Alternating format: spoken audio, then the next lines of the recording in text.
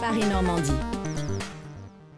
On se croisait par hasard dans le quartier parce que moi j'allais souvent dans l'ancien quartier où j'ai grandi. On s'est croisés là-bas, on a discuté, on a fait connaissance, etc. On s'est revus. Est-ce que tu es marié, est-ce que tu as des enfants?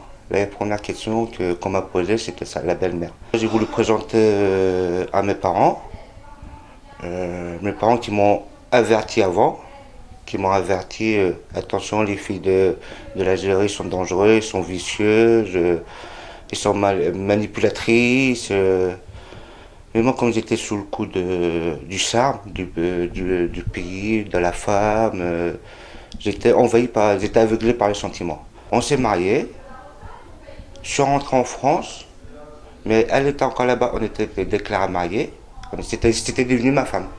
20 mois de procédure, exactement 20 mois de procédure pour la ramener en France. Je me suis dit, enfin c'est fini, tu vis à la maison, on peut commencer à faire notre vie ensemble, faire des rêves, des projets. Le premier mois, tout se passait super bien, on était heureux, tout ça. Mais à peine arrivé en France, elle est partie voir mon entourage en me disant comment faire pour divorcer, dès le premier mois. J'ai eu 10 mois de vie conjugale. Et les 10 mois de vie conjugale, c'est équivalent à 10 mois de procédure pour avoir sa carte de séjour de 10 ans. Exactement 10 mois. Tu sers à rien, t'es pas marié, t'es un bon à rien. Ah, déjà, j'ai dit, comment ça se fait que t'as pas réagi comme ça tu m'as jamais parlé comme ça quand on était ensemble, tu m'as jamais parlé comme ça, pourquoi tu me parles comme ça? J'ai appelé en Algérie, directement, j'ai appelé sa mère. Car maintenant, directement, on n'a plus besoin de toi. On a juste qu'à vouloir, n'essaye plus de la contacter, n'essaye pas de l'appeler. De toute façon, on va te demander le divorce. J'étais choqué sur le coup. Suite à ça, j'ai appelé sur son numéro de portable de France.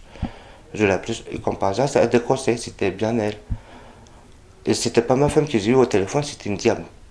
Je demande le divorce, tu vas payer, tu vas me donner de l'argent. Je dis, mais qu'est-ce qui se passe? J'étais effondré, j'étais malade. C'est là que je me suis rendu compte que j'ai épousé une diable. J'ai épousé une escroc. Elle s'est bien servie de moi, elle m'a bien manipulé pour avoir les papiers. Parce qu'elle a quitté le domicile conjugal juste à avoir obtenu la carte de 6 heures de 10 ans. Juste à voir que quelques semaines plus tard, elle est partie en Algérie avec. Moi, je me suis dit, bah, c'est ma femme.